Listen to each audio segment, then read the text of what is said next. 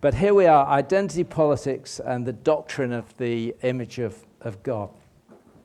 There was an incident during the recent election campaign, which I'm sure most of you will have noticed and remember, when during a radio phone-in, a member of the public asked the then Lib Dem leader Joe Swinson this, quote, "Please can you tell me what a woman is," unquote.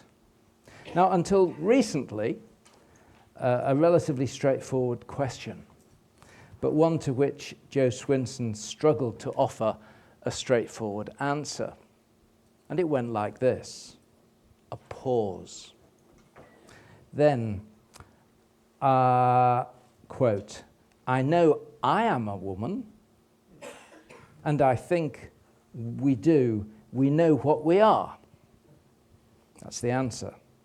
She then shifted the next answer in the next sentence onto women's rights, and to bracket women's rights in all of one sentence with all of the following words: black, Asian, white, gay, straight, bi, privileged, cis, trans, disability. A record, surely. But the questioner, who seemed a very reasonable lady, Kathy from Swindon, I think, or somewhere, attempted to bring her back to the question, which was one of definition, but without success. Now, let me say, I have no doubts about Joe Swinson's good intentions here, and no comments on her politics, but let me make three brief observations that I think this brief encounter highlight for us. First, we today are witnessing a revolution in self-understanding with as yet unclear and undetermined consequences. This appears to be part of a longer term but ongoing shift from the interdependent self to the independent self, a self which derives its identity only from its own inner attributes. And crucially, where these inner attributes conflict with external reality, it is now reality that must be changed and not the self. The self is sovereign. The term I identify as has become one of the defining features of our age. That's first. Second, those who question or resist the sovereignty of the self, understood and expressed in this way, are perceived as inherently oppressive, as violating our human rights and causing us harm. So identities are pitted against one another in a struggle for freedom and justice. That is why Swinson segues very quickly the reference to black, Asian, gay, cis, trans, and so on. Identity has become the prism through which we seek to make the world a better place.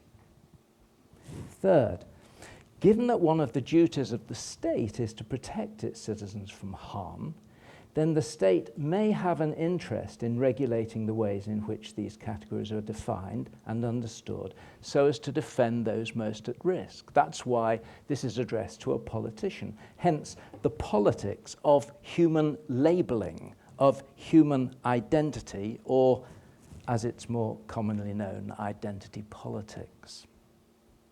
So the question for us together this morning is, how do we approach this whole contentious area with a Christian mind?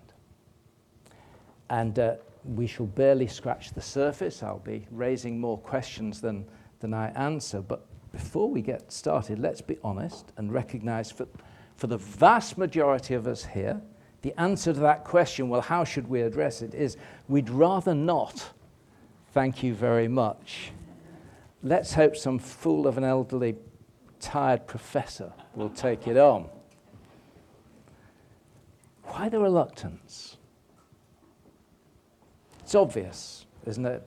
Because in this sphere, a badly worded statement, a study perceived as having produced the wrong finding, anything we do or say which can be construed out of context as promoting the cause of the oppressor labels us as the oppressor, and therefore an enemy to be defeated.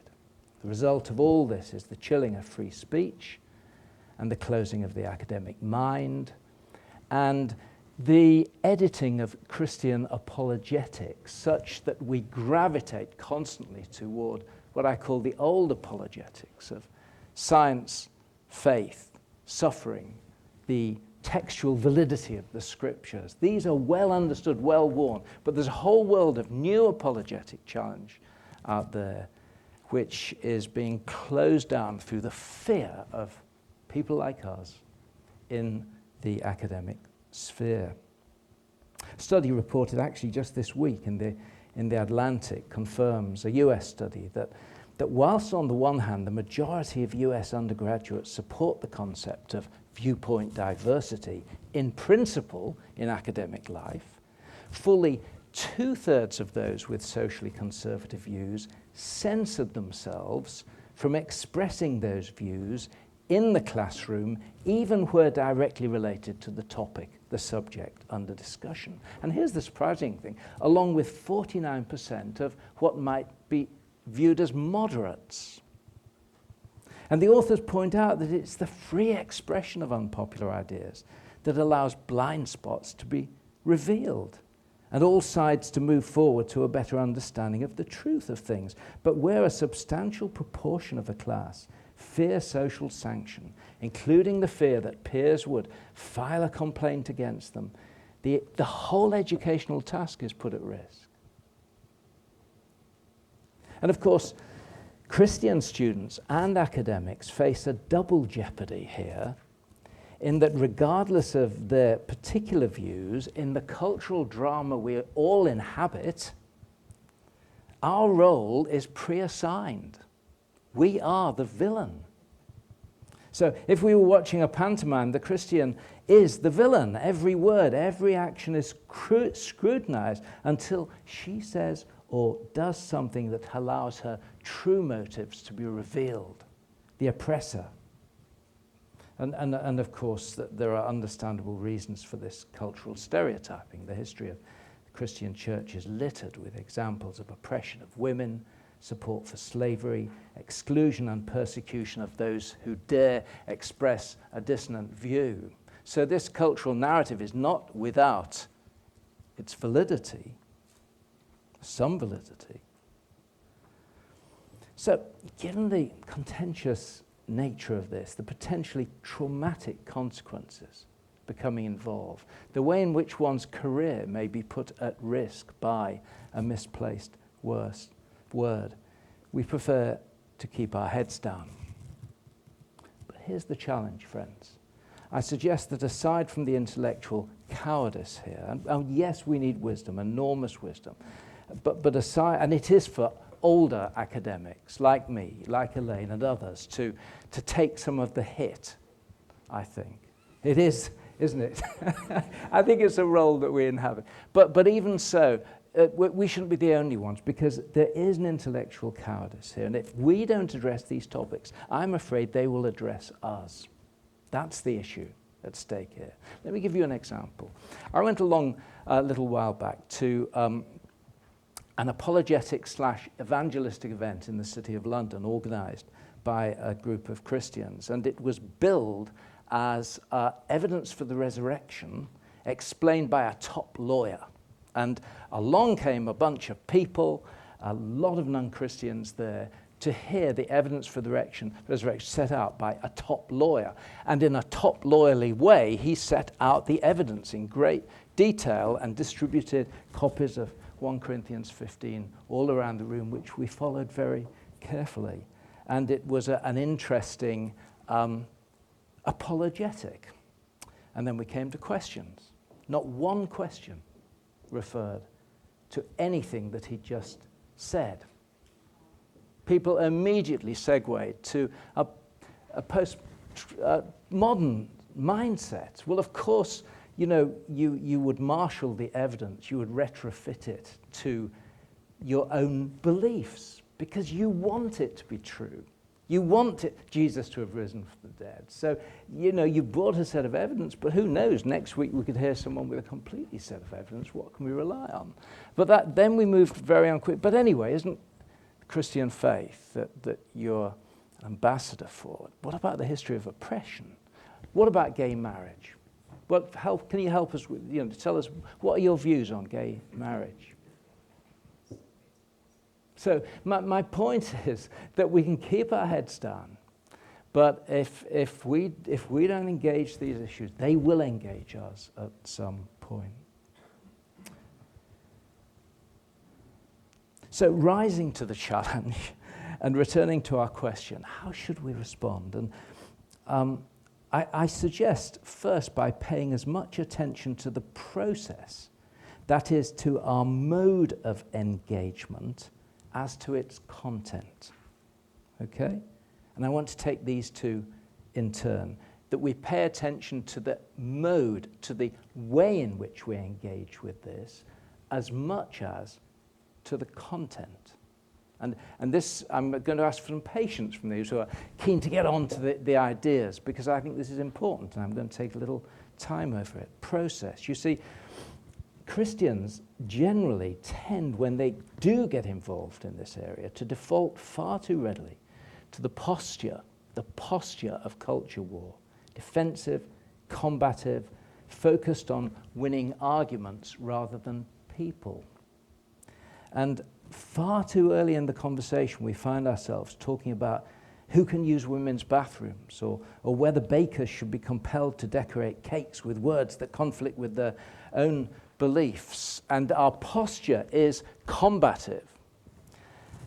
And I'm not saying that these are not important issues. And of course, it's difficult because they're the issues that are brought to us as the presenting issue. I'm not saying there are simple answers. They are important issues. The problem is that this posture encourages binary arguments, it promotes tribalism, and it heightens division. This posture tightens what I call bonded relationships with my group, and what we need are bridging relationships with other groups. They underscore our common enemy rather than open up our common humanity. So I'm here to argue that whatever the issue in play, whether it's feminism, transgender, race, or class, we take intentional steps to find the common ground. And as it happens, I contest in the field of identity politics, this should not be too difficult. Christians have a great deal of common ground with those who desire to fight oppression. Indeed, when Mary learned that she would bear the Savior of the world, she portrayed the implications of that moment, that momentous event, in terms of freedom from oppression. Remember? He has brought down the rulers from their thrones. This young girl squares herself up against Herod, the Roman Empire, but he's lifted up the humble. He has filled the hungry with good things, but he has sent the rich empty away. The language of fighting oppression, fighting injustice is our language. Why do we cede this to the other side? So let's engage by highlighting our shared goals and desire for the common good. Not simply because it's the smart thing to do, because it subverts the narrative. It's the right thing to do. Of course, we're not naive. We recognize that other factors are in play here besides good intentions on all sides of the argument. There are good intentions on all sides of the argument. But we recognize other factors are in play as well. In his recent book, The Madness of Crowds, Douglas Murray argues that following the collapse of the old grand narratives, first religion, then the secular hopes of post-Enlightenment modernism, today's identity battles, the ever fiercer campaigns, the ever more niche demands, simply for many people, give life the meaning they crave. They're not particularly well intended. They're not actually filled with a desire for social justice, to see the poor raised up and the mighty cast down. This, for them, is a meaning in life. It gives them something to do, and I don't think that is an entirely cynical analysis. But not all people. Similarly, we're not naive. For some, there are darker forces in play. This isn't only a struggle to defeat the oppressor. For some, in the style of Orwell's Animal Farm, this is a desire to take over his role. Multiple factors in play. We are not naive. But that shouldn't prevent us recognizing that many people are swept up into these ideas simply because they want to do the right thing. They want to see the little people raised up, and they don't want to see the poor people neglected and pushed out. And we have much common ground with them. And so first, we pay attention to process, to our posture. But then second, we pay attention to content, to the ideas that are in play. You see, identity politics pivots around the central question of what it means to be a human being. And this is the arena in which we must pursue lively, informed, intellectual debate. And what could this look like? Well, first, and there are many ways of engaging at this point, but first, we could start by asking, how did we get here? How did we get to this point? And our analysis might go something like this.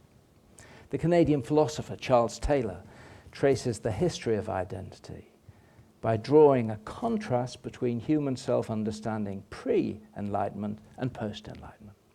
Pre-Enlightenment, the question of identity was not an issue, really, he argues. There was a givenness to life. And this offered a certain confidence to the self. I am a baker. I am a mother. I am a Frenchman. And to the declaration of the self, I am, not I identify as, which has with it the notion of contingency. I identify as today. No, I am conveys a sense of stability, of rootedness, and a confidence about the self.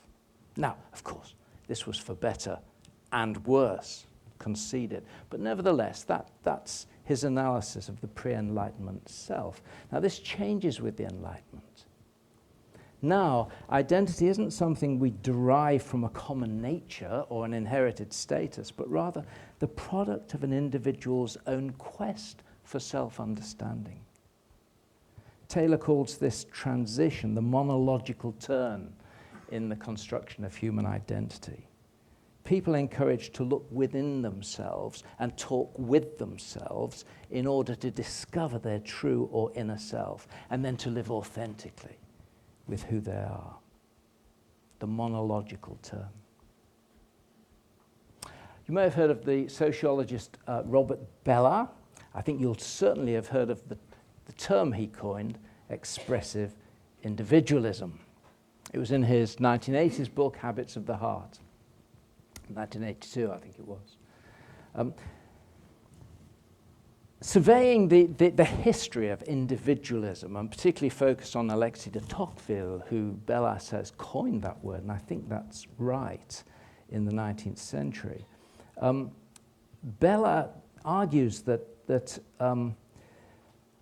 the spirit of self-reliance at the heart of the American project meant that it was my duty, not somebody else's duty, but my individual duty to go out and make something of the world for myself and my family. This was commented on by Alexis de Tocqueville, who was intrigued by the American spirit and the spirit of the founding fathers. And it was this great spirit of self-reliance which de Tocqueville argued underlay individualism. The individualism that characterized emerging American culture. And Bellah calls that utilitarian individualism because it is my responsibility, not the state, to make something of our lives, of my family, of our children. But then, with the advent of modern psychology in the late 19th century and the emergence of therapy culture through into the 20th century, Bellah suggests a new form of individualism arose, which is a development of utilitarian individualism. expressive individualism. In expressive individualism, it's not only my duty to make something of the world, it is now my duty to make something of myself. Self-fulfillment, self-esteem. The self esteems, accords itself its own worth, its own dignity. I am my own experiment. I am my own work of art, sings Madonna. And of course today, witness Madonna, expressive individualism is everywhere around us. Everywhere, isn't it? Every Disney movie. But, and I think this is a big but, why then the rise of identity politics? If self-acceptance, self-esteem is the route to human flourishing, why then does the self, today's self, appear still yet more vulnerable, more fragile, constantly at risk, constantly dependent on a slight, a comment from somebody else for its own sense of well-being? Rather than the non-contingent self, standing on the sure and solid foundations of its own self-affirmation, this is a vulnerable, contingent self, constantly at risk on your comment about me. Why is this? Why do we need to fight oppression with such fervor, employing such aggression, settling for nothing less than the destruction of our opponents, when we should be feeling so confident about ourselves?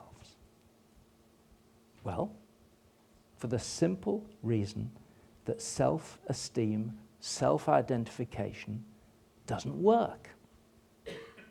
Taylor argues that to understand themselves, human beings need some reference point outside of themselves. Without it, there is always more to be discovered. You're never sure that I've left something out, something left within to be uncovered, to be accepted, to be developed. You can never be sure that you're enough. And so, Taylor says, you are driven back to look outside of yourself, seeking, nay, demanding affirmation from others, what he then calls the dialogical term. Now, the spectacular failure of the self-esteem movement, I think, bears witness to the inability of the self to affirm itself in this way. Let me tell you about the work of Joanna Woods, University of Hamilton, Ontario. She carried out a beautiful randomized study, and I'll just give you one small part of it. She took a group, it's always students, never volunteer for a psychology experiment. It's never quite what it seems. But she took a group of students and randomly allocated them to one of three groups. I'll tell you about two of the groups. She gave one of the groups a bunch of these cards of self-affirmation. I'm special. I'm charged with confidence. I enter a room and my sense of magnetic energy infuses all around me. No? I'm trying it, but it's... so she... You can download these, a pack of cards, and from the American Self-Esteem Association to this day. And she gives people these self-affirming statements. And the aim of the project is, does this work? Does using these statements really do the job of providing the foundations that we need? And the other group, and so what they're instructed to do was to take these statements and meditate on them positively, appropriating their truth for 20, 30 minutes every day. Every day. It's a kind of a little selfie quiet time, you might say. And then at the end of 3 months and 6 months, we compare the outcome with the second group, who were told to meditate on these cards, but to ask the question, how much is this true? How much is this not true of me? Okay? Now, what happens when we follow the group up at 3 and 6 months? We've carried out a battery of psychological tests at the beginning of the study. Now we repeat them at 3 and 6 months. Well, very briefly in a nutshell, the people who had a low view of themselves, low self-esteem, at the beginning of the study, in group 1, who got the self-affirming statements felt worse about themselves at the end. It's a very interesting study. And Woods concludes, she said, these self-affirming statements, which are used so widely in culture still, particularly North American culture, but she said these self-affirming statements seem to work for those who don't really need them, already feel pretty good about themselves. So, for example, Donald Trump would have a good time with these statements. And these are her, Joanna Wood's words, but they backfire for the people who need them most. Why? Because it's just your own propaganda. And the question this raises for us, if the self has such difficulty affirming its own worth, how much more its own meaning, its own nature? In the words of Matt Crawford, popular philosopher, his book, The World Beyond Your Head, you probably know, wonderful book in my view, but Matt Crawford calls this project of self-affirmation, it is an heroic project of open-ended, ultimately groundless self-making, and it is doomed. So, unable to give the recognition we crave to ourselves, we're driven back outside of ourselves to demand it from those around us. And in his well-known Sunday Times bestseller, Identity, Politics, and the Struggle for Recognition, Francis Fukuyama notes how the philosopher Hegel argued that the struggle for recognition was the ultimate driver of human history in his view. The struggle for recognition, a force that is the key to understanding the emergence of the modern world. And then Fukuyama goes on to say, because human beings naturally crave recognition, the modern sense of identity evolves quickly into identity politics. A politics where individuals demand recognition of their worth. It is their right. It is their human right. And we might add, on their terms, in their chosen categories, and in a way which affirms and never challenges the sovereignty of the self. So with this analysis in mind, what does the specifically Christian mind have to offer as we move toward our conclusion? What I suggest we have to offer is the doctrine of human made in the image of God. A doctrine which has underpinned the Western concept of human rights. I was listening to John, not only this morning, but a couple of nights ago, saying, isn't it extraordinary that a newborn, 26-week-old, newborn, brain damage that you hold in your hands helpless, because of this doctrine is viewed to have the same dignity and worth as the President of the United States. What an extraordinary gift that this doctrine is to our human understanding. A doctrine, of course, which catalyzed amongst the early Christians an opposition to expositio, where you could leave your unwanted children out. And the pagans looked in, as Philip Stark says in his Rise of Christianity, as he attempts to understand how the Christian church grew so quickly. He says the pagans looked in and they noticed how that they had the same number of little girls as little boys amongst Christians. And they realized that they had something that they wanted, the pagans. And that's part of the story. And so we have to offer this wonderful doctrine of human made in the image of God. It's wonderful rights, but further responsibilities. Responsibilities as bearers of God's own image to defeat injustice, to fight injustice, to care for God's world, to be creative, inventive, artistic, as He is all of these things. So I just want to finish by suggesting 4 final implications that to get the juices flowing. First, this doctrine insists that we shift the terms of the debate from common enemy to common humanity.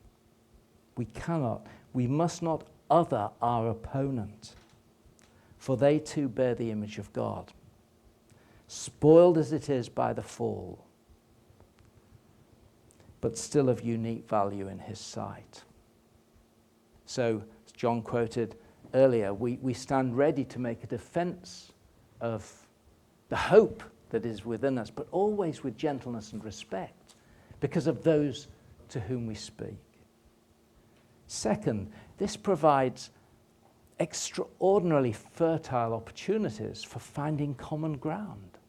It is not only our human rights that the doctrine of the image of God gives us, but it confers responsibilities toward the poor, the marginalized, those who are neglected and pushed out and oppressed. Third, it provides a God-given framework for self-understanding. In Christian belief, the true nature of the self is not discovered inside the self, nor constructed by the self. It is revealed to the self. And here is the point of reference we crave. Fourth, I say framework because the subjective experience of being made in the image of God, of being the image of God, is of course a dynamic experience. It's not written down as a set of rules which we simply remember. It is a lived experience. In Genesis chapter 1 that I think Matt referred to earlier, we read, then, let me read, Genesis 1, 26, 27, just to remind us.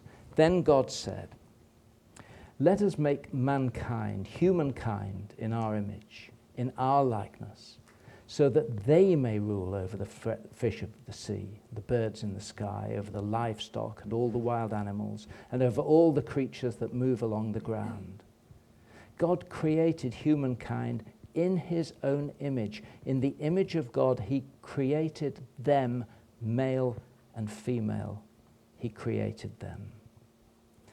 And I suggest that from these verses, linked with other scriptures, being made in the image of God implies a dynamic subjectivity, because clearly it is both a given and a mandate, a limitation and a freedom.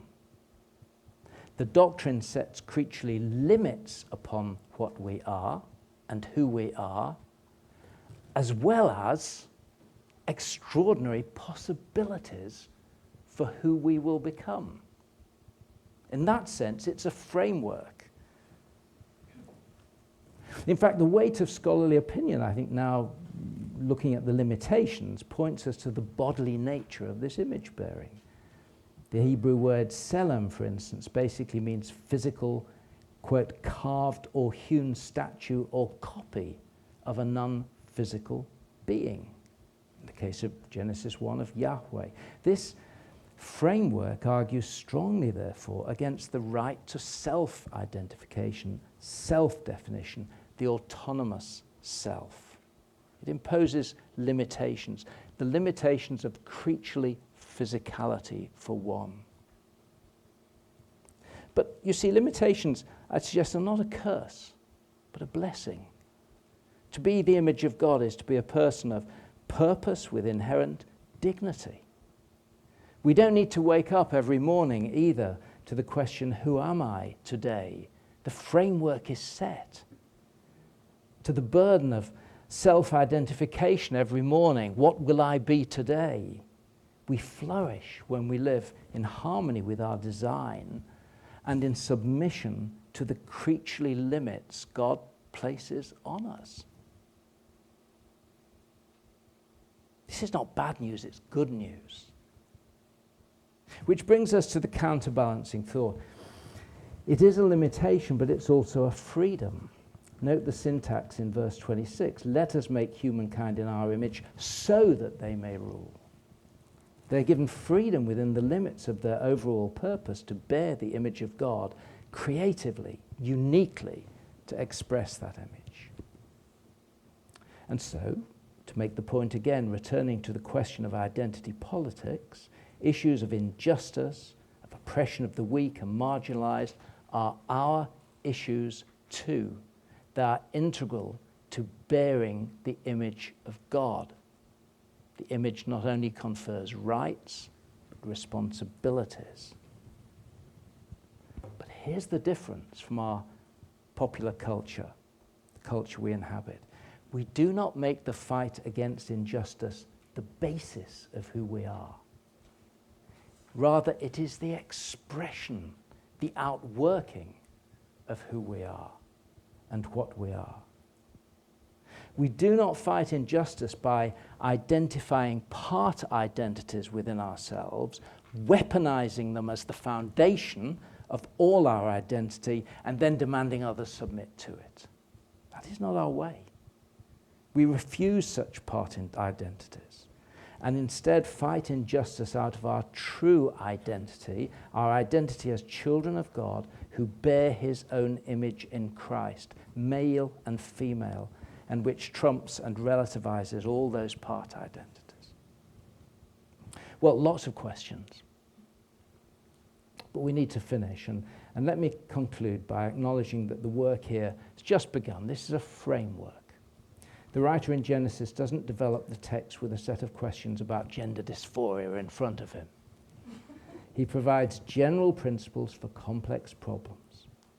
But I want to suggest that today's identity politics not only offers a serious challenge, but a real opportunity for the thoughtful Christian academic to recognize good intentions of all sides of this debate, but to fight injustice alongside others as something that is integral to our image bearing, and with a Christian mind to offer something better. I think I'll stop there. Thank you very much, and we've got some time for questions, I hope. Thank you.